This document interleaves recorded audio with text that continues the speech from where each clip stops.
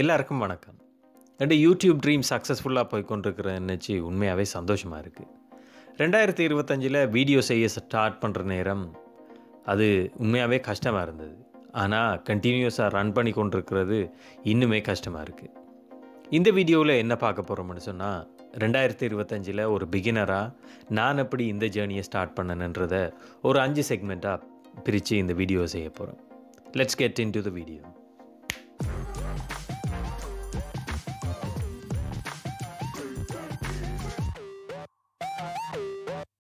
அந்த 5 செக்மெண்ட்ஸும் என்னென்னு சொன்னால், முதலாவது why I started my YouTube journey in 2025.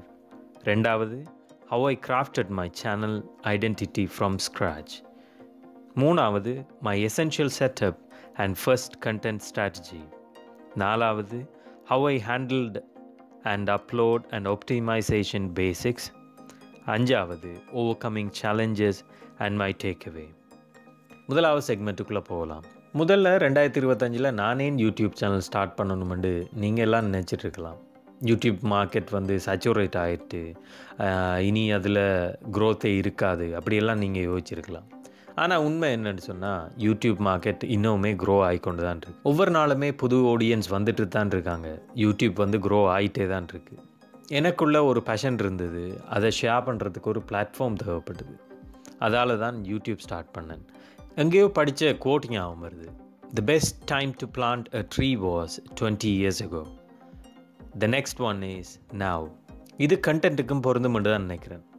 எப்படி என்று சொன்னால், ஒரு பிகினராக இதுதான் எனக்கு சரியான நேரம் அப்படி என்று ஃபீல் பண்ணேன். அதால் அன்றைக்கே யூடியூப் ஸ்டார்ட் பண்ணிட்டேன். இன்னுமே தள்ளி போட விரும்பலை. யூடியூப் சக்ஸஸுக்கு முக்கியமான 2 விஷயம் இருக்குது. ஒன்று கன்சிஸ்டன்சி, ரெண்டாவது பேஷன். இது ரெண்டும் இருந்தாலே சக்ஸஸ் ஆகலாம்ன்றது எனக்கு தெரியும். அதால் இந்த ஜேர்னி நல்லா போகும்னு நினைக்கிறேன். ரெண்டாவது விஷயம், எப்படி இந்த சேனலில் நான் பில்ட் பண்ணேன். நான் இந்த சேனல் ஸ்டார்ட் பண்ணுற நேரம் என் மைண்டில் இருந்த ஒரே விஷயம், நான் ஏதோ ஒரு நீஷுக்கு பின்னால் போகணும். Personal development, photography, videography, money making, wealth building, இப்படி ஏதாவது ஒன்றுக்குள்ளேயே ஸ்டிக் பண்ணி இருப்பேன். அப்படி தான் நானும் யோசித்தேன். ஆனால் அதை எக்ஸ்பெரிமெண்ட் பண்ணி பார்த்து எது சரியாக வருதோ அதுக்கு பின்னால் போகிறது தான் நமக்கு நல்லமன்றதை நான் புரிஞ்சு கொண்டேன். ஒரு வீடியோ எடுக்கிறதுக்கு ஐடியா இல்லாமல் இருக்கக்கூடாது. இன்னும் வீடியோ ஐடியா வந்துகிட்டே இருக்கணும். அதுக்காக ஒரு வீடியோ கண்டென்ட் பக்கெட் ப்ரிப்பேர் பண்ணேன்.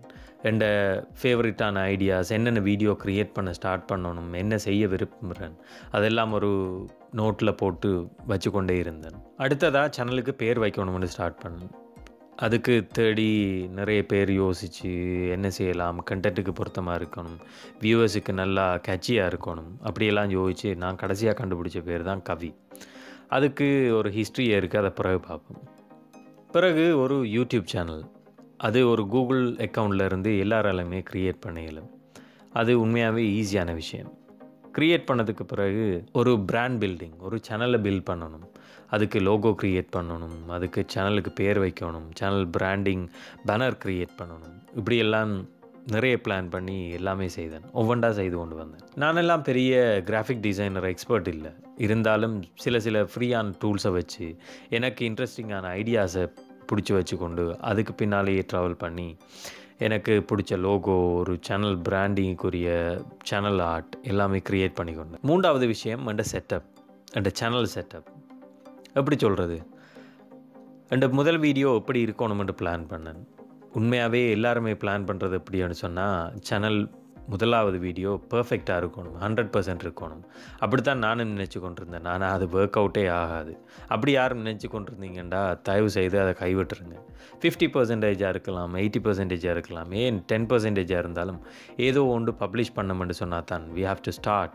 அதுக்கு பிறகு தான் நம்மளோட சேனல் க்ரோ ஆகிறத நம்மளே பார்க்கலாம். ஆரம்பத்தில் நிறைய நல்ல எக்யூப்மெண்ட்ஸ் இல்லை, நல்ல கேமரா இல்லை, நல்ல ட்ரைபாட் இல்லை, நல்ல மைக் இல்லை, அப்படிலாம் நினச்சி கொண்டிருந்தேன் நான். ஆனால் பிறகு தான் ரியலைஸ் பண்ணேன், நம்மகிட்ட இருக்கிற கேமரா தான் நல்ல கேமரா. ஸோ ஸ்மார்ட் ஃபோன்லேயே வீடியோ எடுக்க ஸ்டார்ட் பண்ணியாச்சு. ஆடியோ நல்லா இருக்கணும், லைட்டிங் நல்லா இருக்கணும், அப்போவே வீடியோ ரீச் ஆகும்ன்றது விளங்கி கொண்டேன். வீடியோ ஸ்டார்ட் பண்ண முதல், யூடியூப் ஸ்டார்ட் பண்ண முதல் குவாலிட்டி தான் முக்கியமாக இருக்கணும்னு நினச்சிட்டு இருந்தேன் நான். ஆனால் குவான்டிட்டி தான் முக்கியம். குவாலிட்டி பிறகும் நம்ம அட்ஜஸ்ட் பண்ணிக்கொள்ளலாம், சேஞ்ச் பண்ணிக்கொள்ளலாம், இம்ப்ரூவ் பண்ணிக்கொள்ளலாம்ன்றது பிறகு தான் எனக்கு விளங்கினது. 4வது செக்மெண்ட், வீடியோ க்ரியேட் பண்ணியாச்சு. அடுத்தது வீடியோ அப்லோட். யூடியூப் ஸ்டூடியோ வச்சு எப்படி ப்ராப்பராக வீடியோ அப்லோட் பண்ணுறதுன்னு படிச்சுக்கொண்டேன். எப்படி சரியான டைட்டில், சரியான டிஸ்கிரிப்ஷன், சரியான டேக்ஸ் எப்படி எல்லாம் க்ரியேட் பண்ணுறது அப்படியெல்லாம் படிச்சுக்கொண்டேன்.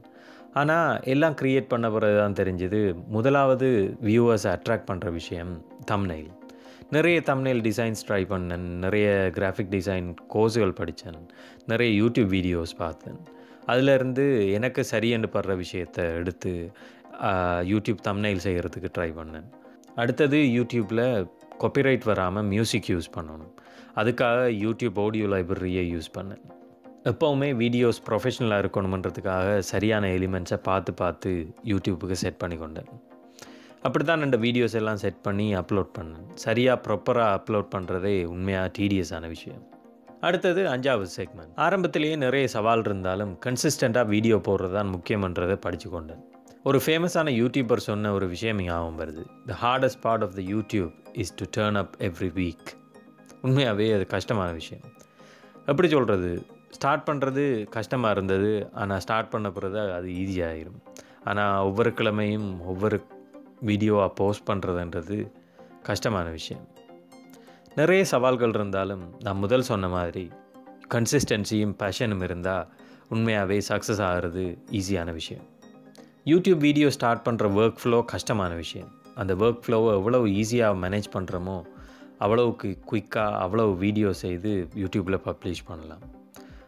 அப்படி தான் எந்த சிஸ்டம் எந்த ஒர்க் ஃப்ளோவை நான் அரேஞ்ச் பண்ணி கொண்டிருக்கேன். இது ஒரு ஜேர்னி, ஒரு டெஸ்டினேஷன் இல்லை. ஒவ்வொரு வீடியோவுமே ஒவ்வொரு லேர்னிங் கர்வ் தான். ஒவ்வொரு வீடியோவில் இருந்துமே, ஒவ்வொரு வீடியோ எடுக்கிற நேரமுமே, எடுத்து டிலீட் பண்ண வீடியோவில் இருந்துமே நிறைய விஷயம் லேர்ன் பண்ணியிருக்கேன். அதால் தான் அடுத்தடுத்த வீடியோ போஸ்ட் பண்ணக்கூடிய மாதிரி இருக்குது.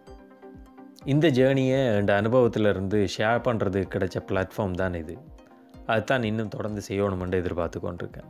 நீங்களும் ஏதாவது இன்ஸ்பிரேஷன் தேடிக்கொண்டிருந்தா அது தேடுறதை விட்டுருங்க. பெர்ஃபெக்ஷனுக்காக காத்து கொண்டிருந்தா அதுவும் வேணாம்.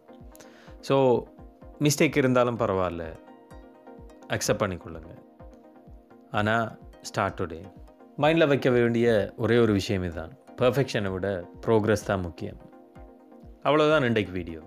Keep in touch.